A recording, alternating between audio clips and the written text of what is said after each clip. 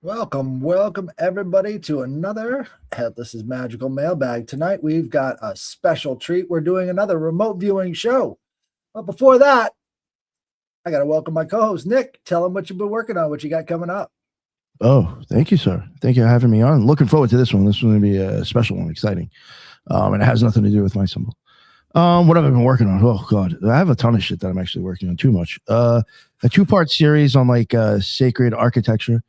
Then one show that's going to, I'm focusing on 4 or 5 places. It's going to be the architecture and then, the somatics and the air archaeoacoustics and all that shit.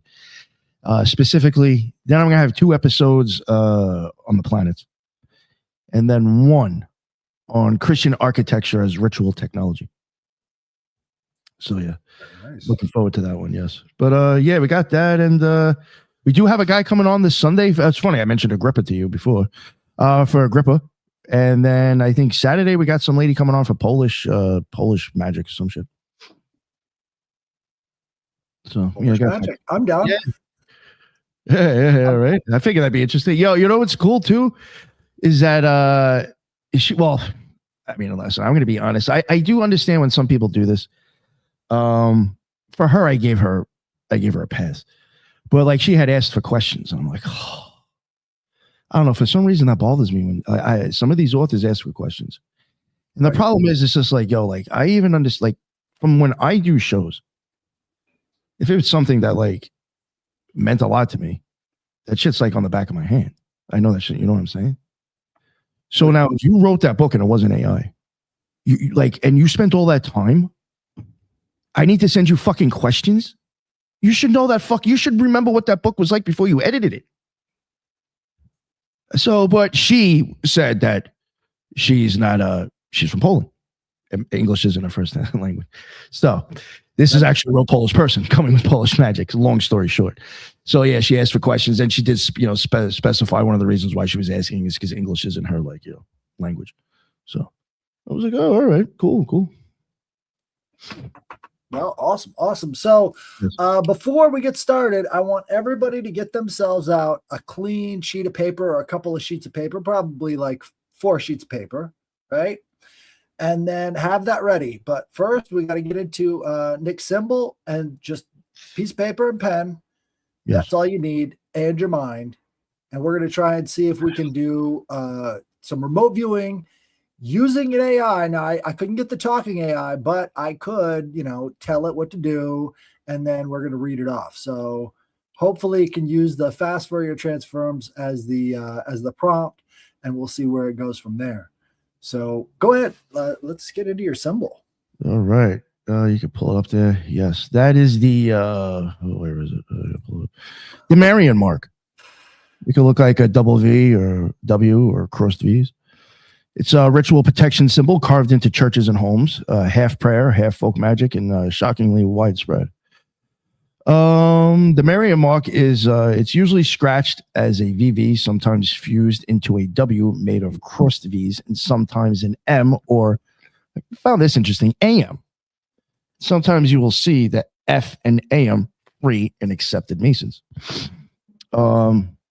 It shows up in exactly the places people feared were vulnerable: doorways, windows, fireplaces, thresholds, stairwells, roof timbers, barns, and caves.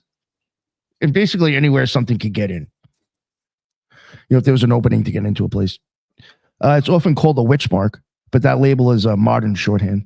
Historically, it's better described as an apotropaic mark, a physical sign intended to turn away harm. Witchcraft, spirits, bad luck, illness, fire, envy, the evil eye, whatever the local imagination was most afraid of at that time, basically. Where it first shows up, the Marian mark belongs to a broader European area. Habit, scratching holy letters and protective geometry into buildings as a form of everyday spiritual insurance. The Marian part refers to the Virgin Mary, and historic England notes that common letter marks include AM, Ave Maria, or M, Mary, and VV, often interpreted as the Virgin of Virgins. That's could be why you get the VV. That tells you what it is. That tells you what it is in its earliest logic. It's not a random room. It's not a demonic seal. It's more like a compact devotional invocation carved where it matters the most. One thing that I find interesting,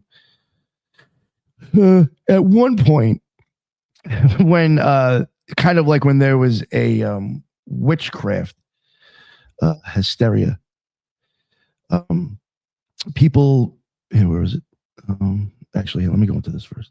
Sorry, I'm getting screwed up here. The Marian, where it first shows up.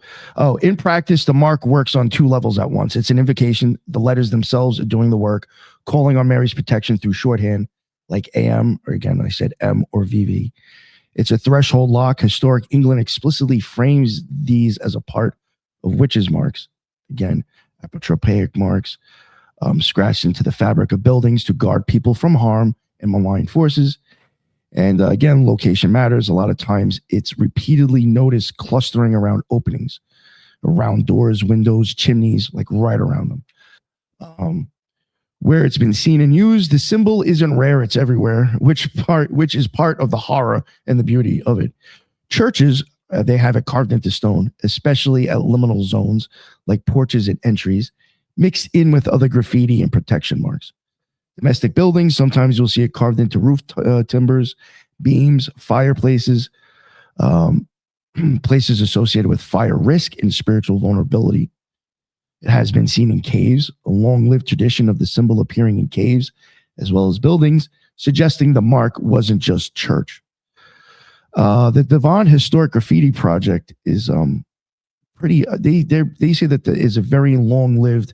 The W, the VV symbol, is a very long-lived, and it appears across contexts like churches, houses, and caves. And although its overt medieval Marian meaning may blur over time, the protection function stays obvious. So I guess what they're saying is that you do see it cross over. It's pretty much used for the same thing. The Marian mark becomes especially visible in the period when fear of malefic forces become culturally loud. You know, when people start worrying about, satanic panic, everything's dicks and demons. Historic England's discussion of witches' marks places many apotropaic marks, including the Marian letter marks, in a broad early modern window and treats them as a widespread response to fears of witchcraft and evil influences. A widely circulated summary of the historic England call to record such marks described them as commonly found on buildings and used as protective signs during the era when belief in witchcraft was intense. This is officially, this is what I think is kind of funny though. And this is where the Marian mark kind of doubles itself. Officially, you're invoking Mary, which is socially acceptable in a Christian world, but practically you're performing a protective act that looks a lot like sympathetic folk magic. That's what I find that interesting. But yeah, that's I love it. This is okay. So the M is one of the oldest symbols for woman there is. The M. When you flip that M upside down, you get a W. You put the two V's together, you get a W. And they actually make the entrances to these cathedrals in the shape of an M. Right? So you've got these double Marian marks, right? Right there at the opening of the cathedral. What do I always say? Father Time, Mother Space. They're protecting the space with the Marian mark. That is the upside down version of the much more older thing. I mean, think about the Virgo seal, right? So it's that M again, right? All of these M's go way, way back into ancient history as the symbol for woman, because it's the simplest way of drawing two legs splayed open, ready to give birth. That's what you're looking at. So they've inverted it. The ultimate virgin is going to be the opposite of a woman giving birth, while at the same time sort of symbolizing that mother space concept inside of all of these churches. I literally say opening their legs to manipulate man. Well, I mean, that's part of it too, but again, she's virginal. So the whole idea there is that this space is sacred because it's virginal. It's untouched by evil. It's untouched by any impure forces. That's what they're going for. It's like, this is holy, sacred space. You cannot corrupt it. It is incorruptible. It's the ultimate virgin, the virgin of virgins. So yeah, I mean, that's powerful, dude. That's powerful. I love it. Yeah, I actually thought you might have gotten a kick out of this one. Yeah, let me close it. Mother space right there. Yeah. I like that. Definitely fits in with your phrase because I've heard you say that before. Oh yeah. Yep. I mean, it's right before you enter it. I mean, you know what I'm saying? Like you were saying. Exactly. And right there at the all of the windows and all of these entryways, you're saying this is virginal space. You are not allowed to enter here. So it's powerful protection mark. That's really No wonder interesting. they use it. It's like vampires. They have to ask to enter. It's just interesting. Think about all that, entering places and shit. I wonder if there's like doors. I'm going to start looking at all the places. Like if there's ever a door with like a decorative M on it. You know what I'm saying? Or even like there's windows that look like they have those crisscrossings. I could start looking like that. Right. I'm just wondering if that came back from then. The 3 doors with the largest one in the middle and then the 2 on the sides. That's one way. But again, it's the vampires have to have permission before they can enter because you've protected that space and they're no longer sort of fully on this plane. There's something else. So, well, let's get into it. So I've got 4 envelopes. Now, I like to do this the classic way of remote viewing. Take your time. So basically, I don't know which of the pictures that I've taken are indicated by these envelopes. I've shuffled them up. I don't know which one is which. There's no markings on the envelopes. Right. So what we're going to do is I'm going to pick up an envelope. I'm going to do a quick relaxation exercise. I don't know which site. I've labeled each one of the papers inside with the site. I don't know which site is which. They're all mixed up. What we're going to do is after we're done with this, I'm going to label this with the number, and then we're going to go through it together with the AI, and we're going to go over your impressions, your sensory data. That's what it's called. So you're going to write down your impressions. I'm going to give you a quick relaxation exercise so that we can kind of mark out our successes and our failures. So if there's something that is obvious with your sensory data that matches up, put a check mark. That's a go. If there's something that's not there, just put an X next to it, and then you can count up all your check marks of all your sensory data, and then you can see what your accuracy is. But I thought this would be a cool thing to do. We had the Fast Fourier Transforms video last week, and I figured let's try it. So we've got AI, which is supposed to be good at remote viewing using Fast Fourier Transforms, which is a type of algorithm to condense data down into easily transferable packets. And then I'm going to put I'm going to talk to it and tell it the commands, right? The prompts that we're going to use for each one of them. So, what is that thing again called? The FFT? What is that called? Fast Fourier Transforms. And that is a type of condensing packets of information. So you're looking at the frequency that the information is coming in. It's basically a way of simplifying other code, right? And when this is applied to, let's say, the imagination of a machine or computer vision, it's going to start giving you impressions based upon the condensing data that's coming into it, which makes it, sort of have the effect of remote viewing. And what people have gotten before with it is pretty stunning. So you're going to be remote viewing against the computer, right? So this is I just asked my AI now if it could do that. And it was like, yeah, in theory, you could use FFT. Literally says, yeah, that's crazy. All right. So let's start with this one right here. So I want you to calm your mind, get in touch with your heartbeat, just listen. Close your eyes, block out any sort of distracting phenomena around you.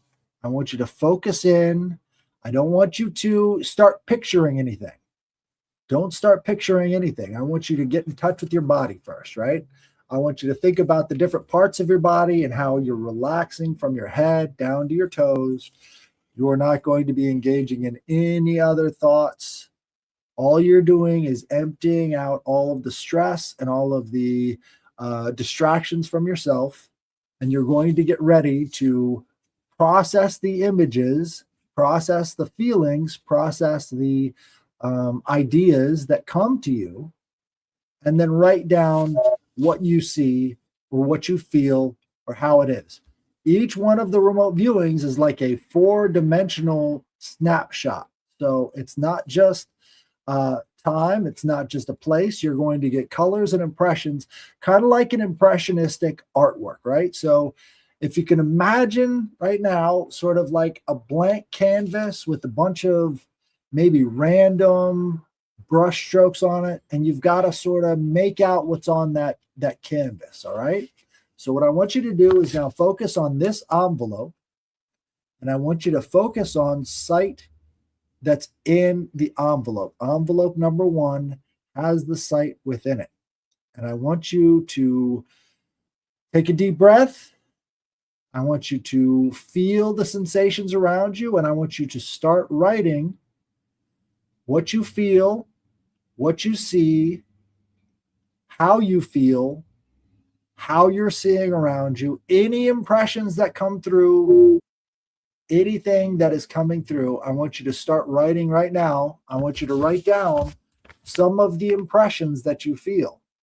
All right. Don't judge yourself on how it's going to come out. You're just blanking everything out, and you're just going to write what you see, what you hear, what you smell, any of these sensations that come to you as you're experiencing envelope number 1. What is within envelope number 1 is what you are connecting to. Whatever is inside of envelope number 1 is what you're connecting to. So if you have any feelings, if you have any thoughts, if you have any emotions, write those down. You're a blank canvas, and you're just taking in that energy, just taking in that sensory information right now. So as you see it, write it down. We'll give you a couple more seconds. Go ahead and write all of your impressions down. All right. Envelope 1 down.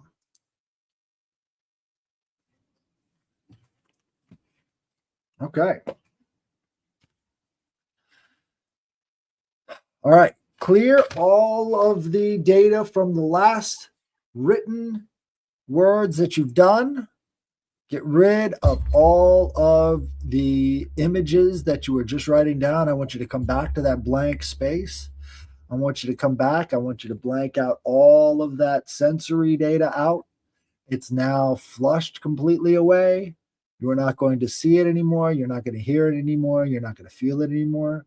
You're back to that blank state. All right. As you're in that blank state where you're calm and relaxed, no more sensory data. I want you to focus now on envelope number 2. I want you to focus now on envelope number 2. I want you to write down what you feel and what you see from envelope number 2. I want you to just keep it very simple impressions. I don't want you to get too complicated. I don't want you to move around. I don't want you to be distracted at all. Go ahead and take that pen and start writing down the sensations, what you feel from envelope number 2. Start to relax and allow the images to come to you. There's no reason to stretch out. There's no reason to concentrate on other things. All you can do is let the images come to you. Write those impressions down for envelope number 2. What you see, what you feel, how the space is around you. I want you to think about the different ways that you can interact with the space. I want you to think about the different ways that you can feel the space. I want you to think about the different colors that you see, the different textures. All of these things can be important, right? Think about what your fingertips are touching. Think about what your eyes are seeing. Think about what your ears are hearing. Get in tune with envelope number 2. Take a few more seconds to write down what you got for envelope number 2. Now, I don't know what is the order of these envelopes. I know what the pictures I took are, but I'm not sure the order. So this is envelope number 2. Once you have all of those impressions, all of that sensory data written down, write it down, keep it stored, switch to a different piece of paper, go back to blank. Be that blank canvas. Once you're done with it, just block out any sort of residual energies from that last site. And I want you to just go back to being relaxed and calm, back to being that blank canvas, ready to absorb any new impressions that are going to be coming from envelope number 3. Envelope number 3 is your target. This is the target that you are now going to be receiving sensory data from. Envelope number 3 has the site that you will be receiving that sensory data from. And I want you to imagine yourself seeing and feeling what is inside of envelope number 3. I want you to calmly, relaxedly feel with your fingertips, see with your eyes, smell any sensory data from this or any impression at all. I want you to feel envelope number 3. I want you to be at the site of envelope number 3. Envelope number 3 is your target. Take a few more minutes, write down what you have, take a few more seconds, take a deep breath, release all of the sensory data after you've written down your sensory data. Just release it, let it go back to being a blank canvas again. One more time. With the blank canvas in front of you, completely relaxed. Now you are done with envelope number 3. Take a few more seconds to write down your impressions. Completely clear of envelope number 3.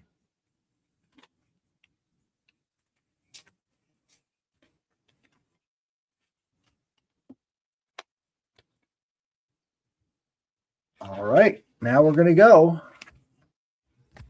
with envelope number 4. I want you to be in that relaxed, calm frame of mind. Your new target is envelope number 4. Envelope number 4 is your target. I want you to completely let all of the sensory data flood you with images, flood you with visions, flood you with any kind of sensory data, how it feels to stand in this space, how you look around, what you see, the colors, the shapes, the impressions you get. I want you to target envelope number 4. Envelope number 4. Take the time you need to really connect with whatever's coming in. Envelope number 4. Start writing down what you get with envelope number 4.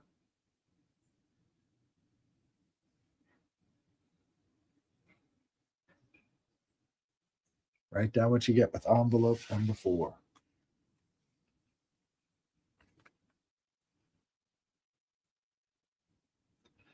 Take a couple more seconds.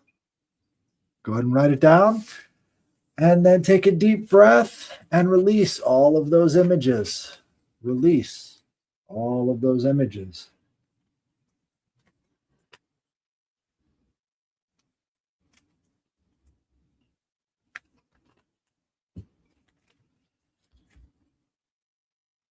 All right, now I'm going to throw a monkey wrench into the works. We've got the 5th envelope. This one you didn't see coming. This one is now your target. As you're in that relaxed state, I want you to connect with envelope number 5.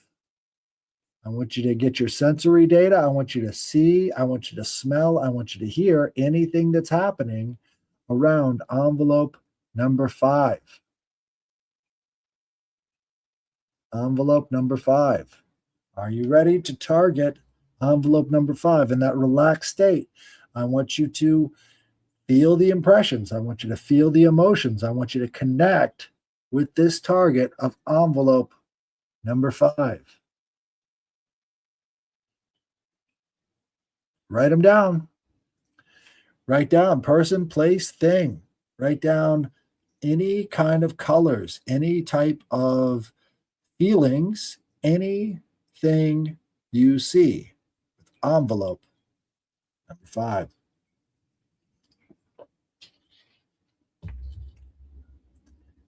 Take a few more seconds.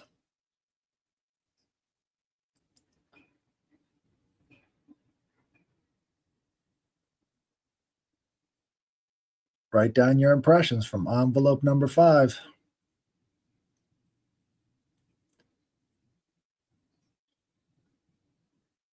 Any impressions you feel at all are good. Any answer you have at all, you're connecting with something that is out there.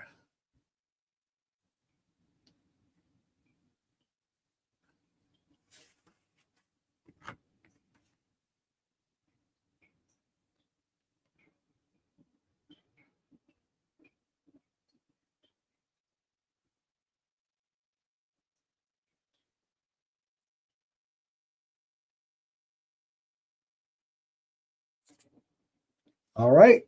Now that you've gotten all your impressions, let's go to the envelopes. Now, I screwed up and I put a blank one in there. And so you were getting impressions from a blank envelope. Which one was the blank envelope? It doesn't matter, you see? You've got the impressions, and maybe there might be something interesting that's happening. What you have to do is you have to be open to having this stuff coming in. It's more important to find out. Oh, look at that. All right, we're going to go with envelope number 1. Somebody got it right there, right off the bat. Envelope number 3. He picked it. That's pretty impressive, I think. There was one I can't remember what. Well, I mean, there was one that I had a problem getting it, but I don't remember which one that was. We'll do you remember? Do you remember which one you read it? Do you remember what you were saying on the envelope that was empty, or you didn't know? I don't. Because I remember what you were saying. I remember what you were saying on the one that that I was having problems with. So yeah, I guess. Oh well, I forgot. Well, I mean, you got it written down 1, 2, and 3, and 4, and 5, right? You just but I didn't say it took a while. I just eventually wrote whatever I saw. You were saying something like you don't need to take. You said something about the time, or you should be something like that. And I was like, oh, does this dude know I'm having problems? Like you said something like that to the effect of like how much time it was. Are you fucking kidding me? I got to transform these into a different goddamn format. I hate this shit. Oh, really? Okay. Well, I'm gonna pull it up and see if I can share screen on it. Maybe that'll be the way. Oh yeah. You should be able to share the actual Pice site, right? Yeah. It's just so. It's like it's file formats. Why is this so difficult? Let me see photos. Was it one of those whip things? Yeah, it's giving me HEC for a file format for photos, which is I don't need that. Unbelievable. It's a very I mean, from somebody who might make stuff, that would still be like a little uncommon. Not too uncommon, but even on the internet. I mean, for an average person, like who the fuck uses that format? Nobody. That's what I'm saying. Yeah.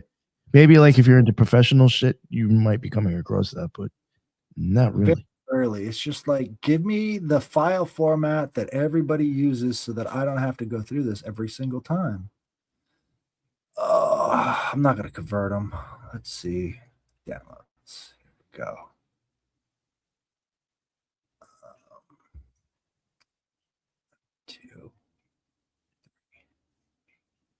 No. Okay. All right. So this is envelope number 1. Let me see.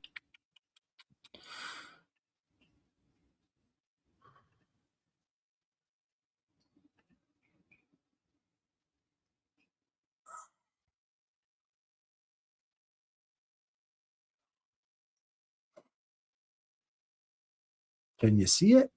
Yeah. Oh. There we go. All right, guys. Nice. This is envelope number 1. Take a good look. What do you think? Did you see any of this stuff as you were going through it? No, unfortunately, most of my visions I felt like would have been Hallmark cards. I was like, this is so fucking cheesy.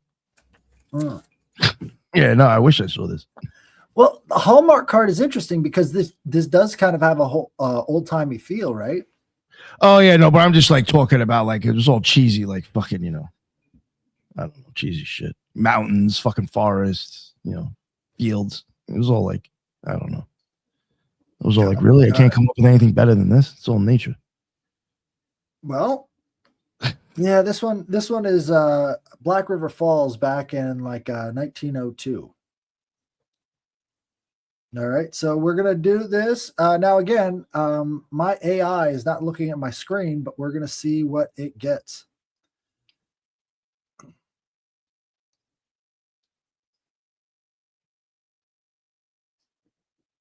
Hey there. I've got a really great feeling about us teaming up. It does talk. Can you guys hear it? Yeah. All right.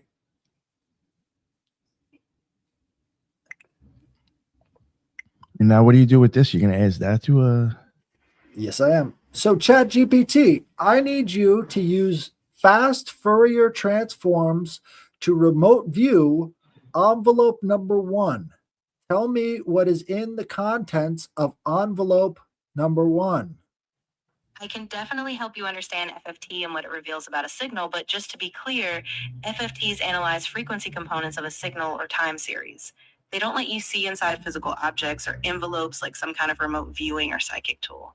If you have a signal or a time series data set that you suspect is in that envelope, I can run an FFT on it and tell you what frequency components show up. If you have data, feel free to share and we'll explore. Using FFT to understand picture data, tell me what is inside of envelope number 1. I get what you're asking now. FFTs can actually be applied to images or picture data, essentially by treating them as 2D signals. If you give me the image, I can compute a 2D FFT to see what frequencies or patterns stand out. That can reveal things like repetitive patterns, textures, or any hidden periodic structure in the image. If you have that file, go ahead and share it and we can dive in. How should I post that one? Yeah, that's a great question. Usually the approach is to load the image, convert it into a grayscale array, so we have intensity values, and then apply a 2D FFT to that array. After that, we often look at the magnitude of the transform and maybe shift it so the low frequencies are centered. I need you to use FFT as a method of connecting with the image inside of the envelope without prompting on the file type. I get where you're coming from, and I want to be super clear. FFT is a mathematical tool for analyzing patterns and frequencies in data, so it can't be used as some kind of metaphysical or remote viewing method. If you're trying to uncover hidden structures or patterns inside an image, FFT might help reveal periodicities or textures, but it won't provide direct knowledge of the contents of something unseen. If you'd like, though, I'm happy to walk through the steps to analyze any image you provide. Just let me know. The image is on screen right now. Tell me what the image is. I'm not able to see or interpret the image directly from your screen at the moment. If you'd like, you can upload the image here, and then I can help run the FFT on it or describe what we see. Once I have the actual image data, I'll be able to walk through the analysis. Should be like, I'm not blind. I know what the fuck the picture looks like. I know what the picture looks like. Tell me what the picture is. Like, what the fuck? I totally get that you're looking for some deeper insight. That just doesn't make sense. sense. I can't actually see or identify images unless you upload them or describe them. The FFT analysis would just look at patterns in the pixel data, not interpret meaning from the image itself. If you'd like, you can still share the file, but I won't be able to see the image in a human sense. I'll only be able to describe frequency patterns. Can you use frequency identification in accordance with sensory data from remote viewing? I can see why you'd ask, but I want to be really clear. FFT is just a Maybe I should switch over to a male voice. Of course. I can switch to a Mine's male saying the voice. same shit Let too, me though. know if this tone and pace feel better, and we can keep going from here. Yeah, go ahead and just give me the impressions that you're feeling using an FFT from this data instead of saying you can't do it. I totally understand where you're coming from. I want to be really Oh, honest, this though. bitch. I don't have Yeah. All right. Screw it. Yo, I wonder go if to it's number the two. difference because of the other guy used a different. He said the other person used something else, right? It wasn't ChatGPT. It could have been ChatGPT. It's the same blue-looking bubble, but at the same time, he might have put other prompts in to get them to the point where they could try and do that. But or they could have shut it down because you remember how many flags he was getting. Everything he was saying was flagged.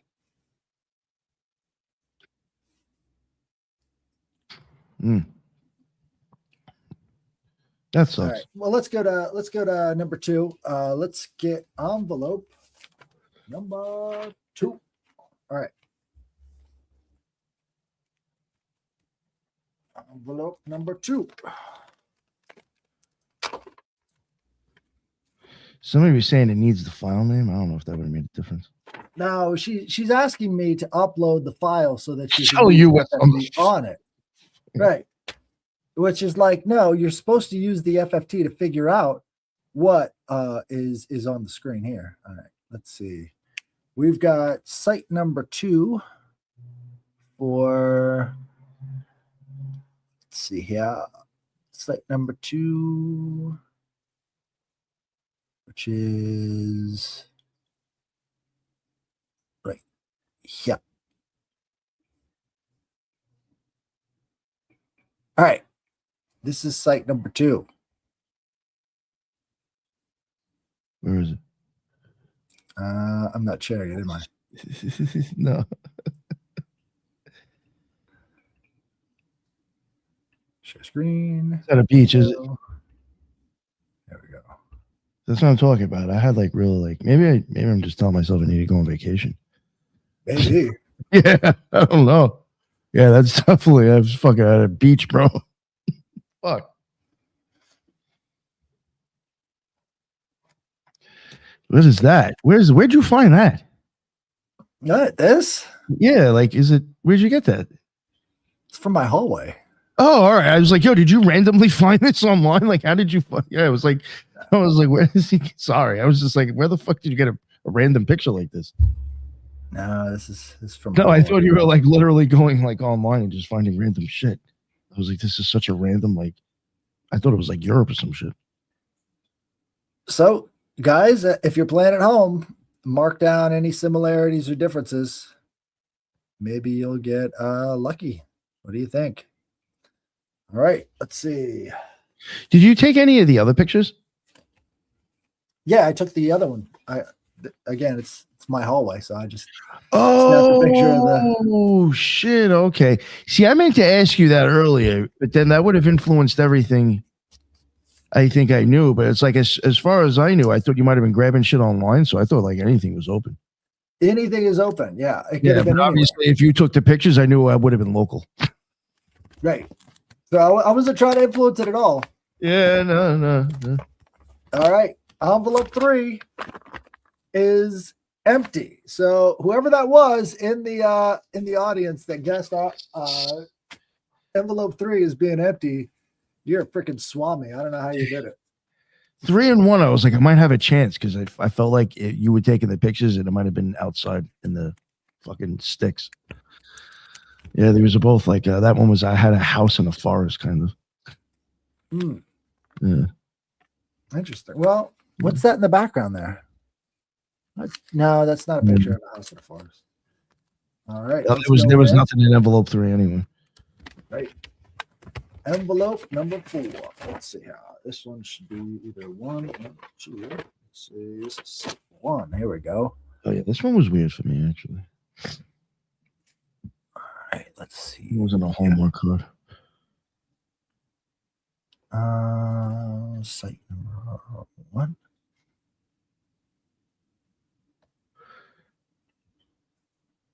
Yeah, see somebody put garden.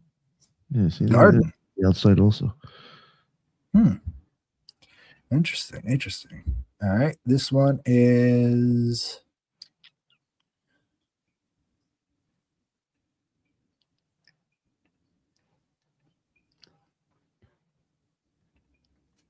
there we go.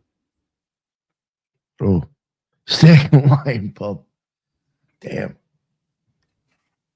Well, the one thing I got right was bricks, but there's no tunnel. You got bricks. That's something. That's a check mark, right? It's a dark tunnel, maybe bricks, maybe a well, even like from looking in a well up. I was confused. Well, it's the bricks that left the impression. Circle with bricks around it, yeah.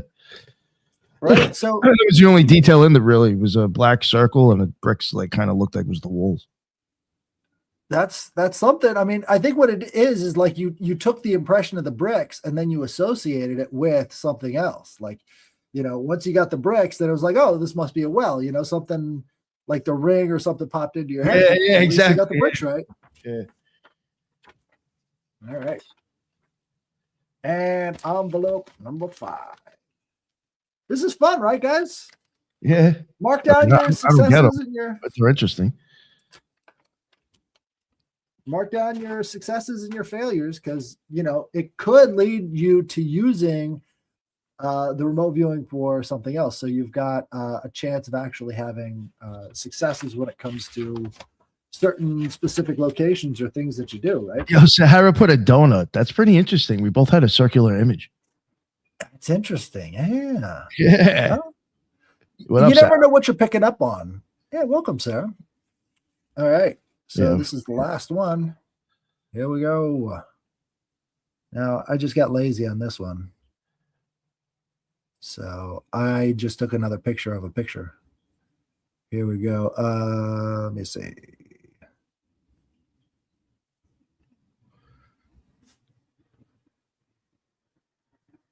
Site number 4. Oh, fuck is that, dude? It's like a cafeteria type. It's what the building was in that time period. So you got kind of like a bunch of tables and then all these different chairs and a bunch of different lights in a row, kind of like a cafeteria type environment. Okay. So mark down, give yourself a check mark for all the things you got right. Just impressions, like we're not getting too deep into it, but these are just sort of like the random pictures I took around the area and somebody eating, right? That's good enough. That's a check. Don't doubt yourself. You got something there. This is 5. Yeah, this is number 5. Yeah, Gene 99 saw somebody eating. I mean, that's fucking pretty fucking close. Fuck, I mean, yeah. It's again, these are impressions, right? So you've got to keep doing this to figure out how these impressions relate to what you're seeing. So yeah, we should do this next week. This shit was fun. Yeah, I like it. And the more you do it, the better you get at it. So next week, do you want to get like envelopes and just do the same sort of process? Oh yeah, you want me to come up with some stuff to put? Yeah, I'll do that next week. Fuck yeah. All right. You come up with some random shit. I ain't taking pictures. So yeah, you know what I'm saying? Like it'll be just random shit that I'll look for online. As long as it's controlled where you don't know what you're going to be putting up, right? So it's got to have a factor for you too. I'm kidding. What's wrong? Cat just did a flip off of the couch. That's strange. He's never done that before. All right, guys. This has been wanted to come on too again. I have to book her. We rescheduled and we haven't. Lady Deborah. You know who she did that? She did something on the show. She wanted to do that again, actually. What was that again? It wasn't this, but I think she did some sort of channeling, right? Or some shit like that. Yeah, she was doing a channeling, some sort of a spiritual thing. Yeah. And she wasn't she actually people were actually in the chat being like, holy like she was matching shit. I remember it wasn't silly. I was like pretty impressed actually. Sure. Let's have her on again. We can do another Deborah show. Yeah, for sure. Oh yeah. Well, just get whatever. Yeah. But she definitely wanted to come back on. And I thought that was fun because again, it was interactive with the people, and they had a good time. Exactly. I love doing it with the chat. Yeah, that is fun. Yeah, I like doing this anyway. Carl did this once. I don't know if you were there for that. Yeah. We went around. We got a bunch of really good hits on that time too. So, again, what this is to get your baseline. And once you've got your baseline, that's when you can tell the internal things that maybe could be off, that's leading you to different conclusions, like you got the bricks. So maybe your mind jumped to well, because that's what you associate with bricks. Just go with the flat line and then see what you can get from there. So start with the bricks and then be like, all right, blank out again. What else? So you're not trying to connect it to other things. This is why the AI is good at this, is because it doesn't make those associations. It's just flat, right? So it's just one or two things. And hopefully I'll get the prompts right to get ChatGPT to join us and try and get them to do it. If you guys have any hits on the right prompts, let me know. Maybe I'll do a couple more experiments with it, but it's fun to have sort of like another weird thing going with it. So thank you guys for joining us. We'll see you again next time. Yeah, hell yeah.